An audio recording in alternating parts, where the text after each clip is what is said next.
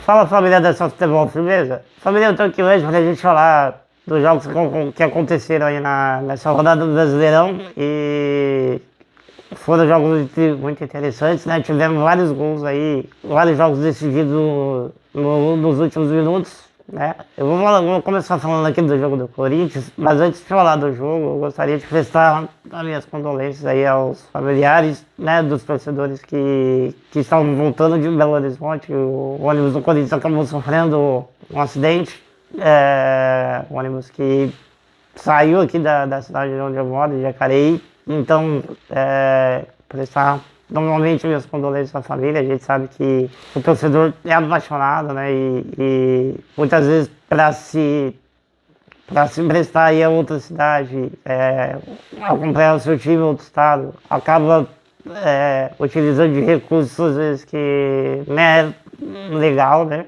Empresas aí que são clandestinas e acabam não tendo o devido cuidado no transporte, na manutenção dos veículos, né?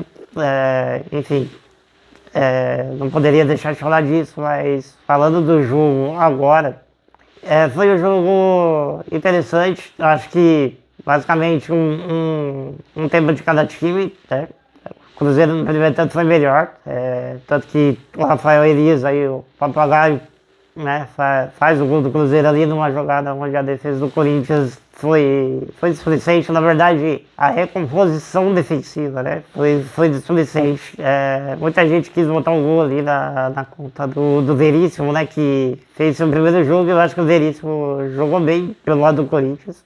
E eu acho que ele não teve o culpa do gol, né? Foi uma jogada onde ela poderia ter terminado, né? O Corinthians poderia ter terminado a jogada em vários setores ali do campo e acabou não acontecendo, né? E o gol acabou saindo. No segundo tempo, o gol do Corinthians no final da partida é exatamente a mesma coisa. O Cruzeiro poderia ter matado a jogada, né? Principalmente o Gilberto já poderia ter segurado a bola assim. Eu acho que quando ele perde a bola ele acaba sendo inocente, até é atacante, né? Não tem muita noção de marcação. Mas se a bola passou, acredito eu que o Moscardo não poderia ter passado, né? A gente sabe que de vez em quando você precisa. A falta ela é um recurso do jogo também. Então não tem problema nenhum, ele ia tomar cartão amarelo. Mas eu acho que o mais importante seria os 3 pontos, né? Naquele momento, o Cruzeiro que já estava na frente do placar. Pelo lado do Corinthians, foi um resultado importante. O Corinthians resolveu preservar os seus jogadores titulares, né? E conseguiu ali no último minuto um resultado que teve um gosto de vitória, né? Com certeza. E o torcedor do Corinthians, que foi até Belo Horizonte, viu, né, o Corinthians fazer um jogo a lá Corinthians, né, no último minuto ali, decidindo, com todo aquele estigma de sofrimento, né, e tudo mais que a torcida adora usar. Enfim, e é isso. Acho que, como eu disse, um tempo de cada time. O Vanderlei, com as alterações, conseguiu deixar o ataque mais móvel, né, com mais variação de movimentação, e foi o que ele falou, que ele queria que esse jogador aberto entrasse na área para povoar a área mesmo, né? E facilitar ali num cruzamento e tudo mais. O Romero faz um belo cruzamento. É claro que eu acho que a marcação do lateral do Cruzeiro ali poderia ter sido melhor, sim. Mas talvez ele não sei se ele conhece o Romero, né? E o Romero não é um jogador muito técnico, né? Não tem muito o trato ali com a bola, muitas vezes falta a ele. Acredito que ele achou que o Romero iria cruzar de perna direita, que é a perna dominante dele, mas ele trouxe para a esquerda e conseguiu acertar um belo cruzamento. Bom, é isso. Acho que foi uma partida que teve os seus momentos e no final das contas acho que o Corinthians acabou saindo com saldo mais positivo do que o Cruzeiro. E falando aqui também do jogo do Fluminense que jogou contra o América, e o América, apesar de ter tomado 3 gols, acho que fez um jogo. A gente sempre tá nessa, né? Desde o começo do campeonato. O América tem que parar de sofrer gols, porque ofensivamente acho que o time até desempenha bem desde o Mancini, agora está contra o treinador também, e o desempenho do time no ataque não caiu, né? Mas precisa melhorar defensivamente. O América toma gols muitas vezes bobos assim e acaba custando muitas vezes o resultado, né? O Fluminense não começou bem a partida, mas no segundo tempo ali os gols saíram todos no segundo tempo, né? E o Diniz com as mudanças ali, com a entrada do Kennedy que desequilibrou. Normalmente, né, o Kennedy que já fez um campeonato paulista muito bom pela Ferroviária. Claro que a Ferroviária não foi bem, mas metade dos gols da Ferroviária foi ele que marcou. E no Fluminense também tá se destacando ali, sempre como um 12º jogador e fazendo gols importantes também. Teve o gol do Cano, né, que agora tem um duplo L aí na comemoração, né? Nasceu a filha do Cano, a Leonela, e ele prestou essa homenagem aí pra filha. Foi fazer o gol, né? Depois de uma madrugada de sexta para sábado bastante conturbada, porque a esposa dele entrou em trabalho de parto e tudo mais. Enfim, conseguiu prestar essa homenagem também à esposa e à filha, né? E o Fluminense consegue um resultado muito importante, conseguindo se impor dentro de casa, né? Antes de um confronto aí que vai ser muito interessante também pela Libertadores.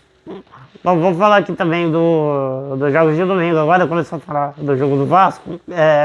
O Vasco fez um jogo interessante contra o Atlético Mineiro, né? Maracanã. E foi um jogo onde o Vasco consegue fazer o gol ali no primeiro tempo. Após o cruzamento do Viton, o Veguete cabeceia a bola. O Everson faz a defesa e ninguém vai no rebote do Atlético, né? O Serginho consegue fazer o gol.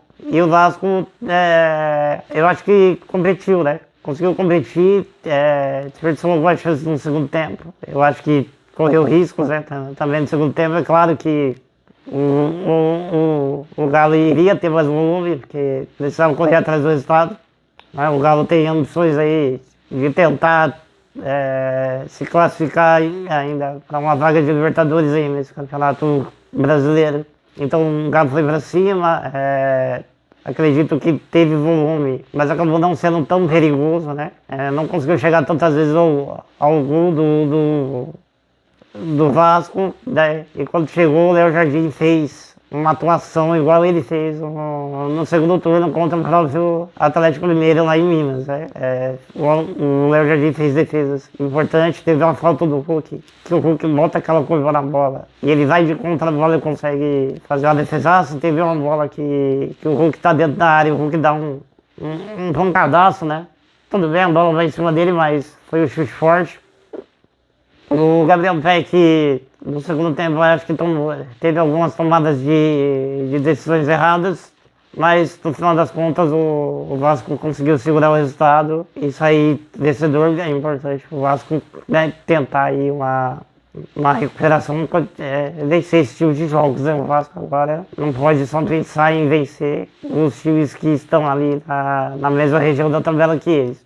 Vai ter que tentar aprontar, igual aprontou contra o Galo. Vai ter que tentar aprontar contra o Palmeiras também. E, enfim, o Vasco precisa fazer e desempenhar bem nessas partidas também para tentar sair dessa posição o mais rápido possível. Pelo lado do Atlético faltou. Acho que apesar do volume, o time ainda não tem. Perdeu, né, aquele ímpeto ofensivo que tinha no início da temporada. E não sei o quanto isso vai refletir no Felipão em algum momento. Eu gostaria de falar agora, família, de um jogo que para mim foi muito interessante. Foi o jogo do Santos e Grêmio. O Santos que, assim como o Vasco, teve o retorno do seu torcedor, a Vila Belmiro, né? E para mim o torcedor foi muito importante nessa vitória do Santos. Eu acho que empurrou o time durante boa parte do jogo.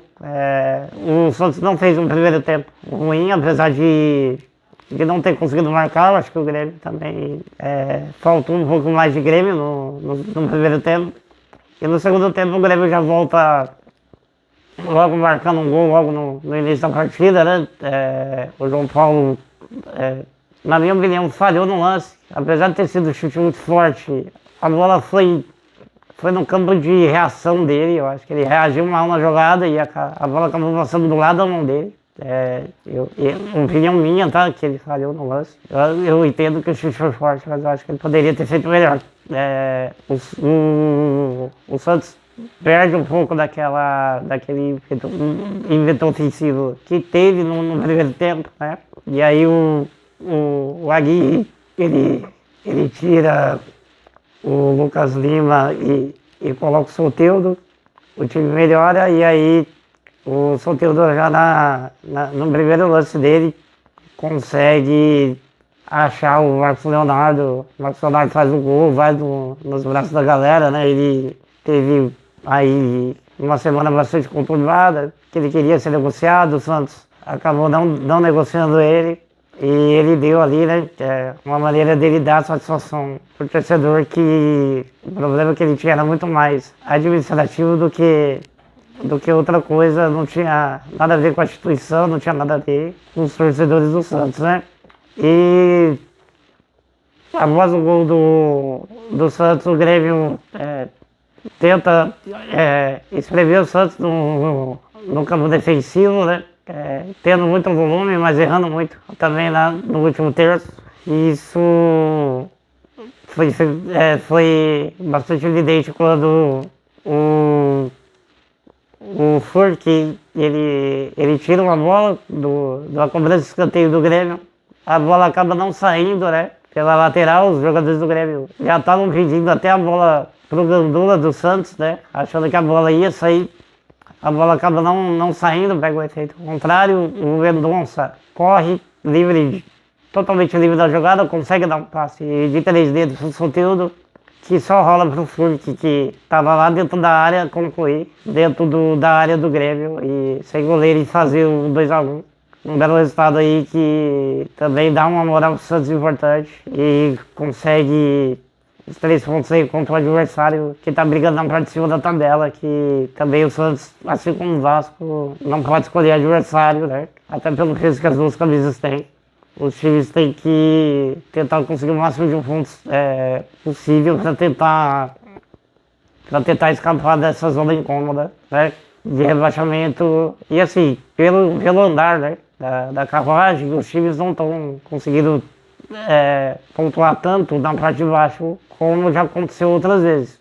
Então o Santos, se fizer 21 pontos também nesse segundo turno, que é o que tem hoje, né, que é o que tem até o momento, consegue escapar, né, com uma certa tranquilidade aí, provavelmente do rebaixamento. O Vasco precisa fazer um pouco mais do que isso, né? A situação da América é muito difícil. E é isso, eu acho que, falando aqui rapidamente dos outros jogos, o Botafogo empatou com o São Paulo no sábado. O jogo que foi o 0-0 até bem movimentado. O Botafogo ficou ali quando teve algumas chances claras de gol. Isso pode ter custado também o resultado, mas São Paulo, por outro lado, teve 2 gols impedidos também, né? Então eu acredito que, no final das contas, o resultado foi justo e os dois times, não pode se dizer que jogaram mal, não. Fizeram uma boa partida de futebol com bastante competitividade. Falando também aqui do jogo do Palmeiras, que teve uma vitória bastante consistente contra o Cuiabá, lá na Arena Pantanal, e conseguiu os 3 pontos aí, e diminuir a vantagem do Botafogo para 11 pontos agora, né? É claro que ainda é uma grande vantagem que o Botafogo tem, mas pode conseguir aí, com certeza, o Palmeiras futebol, o Palmeiras ou qualquer outro time aí, se o Fluminense conseguir manter uma sequência de vitórias interessante, né? O próprio Grêmio, quem sabe, enfim, adversários que hora ou outra estão rondando ali, o G4, né, do Campeonato Brasileiro. O Flamengo venceu o Curitiba com dificuldades, né? O Flamengo que ainda tem muita dificuldade defensiva, né? O gol que o Flamengo toma do Edu ali, o atacante do Curitiba é bizonho, a falha de marcação, né? O gol do pênalti também. Acredito que se o São Paulo queira jogar com o Felipe Luiz tem que fazer uma marcação, uma proteção maior ali nas costas do Felipe Luiz, né? Um volante recua e faz um terceiro zagueiro no momento de contra-ataque, ou até mesmo jogar com 3 zagueiros de ofício, né? Porque realmente, defensivamente, o Flamengo ainda peca muito. E conseguiu o resultado ontem porque o adversário que enfrentou era muito frágil tecnicamente. E o Flamengo tecnicamente é superior do que muitos times aí do Campeonato Brasileiro. Bom, família, é isso. O vídeo vai ficando por aqui, tá bom? Vou deixar o meu Instagram aqui na tela, mas ele vai aparecer também na descrição do vídeo, junto com o link do outro canal. E é isso. Dá um like, compartilhe o vídeo, se inscreva no canal e valeu!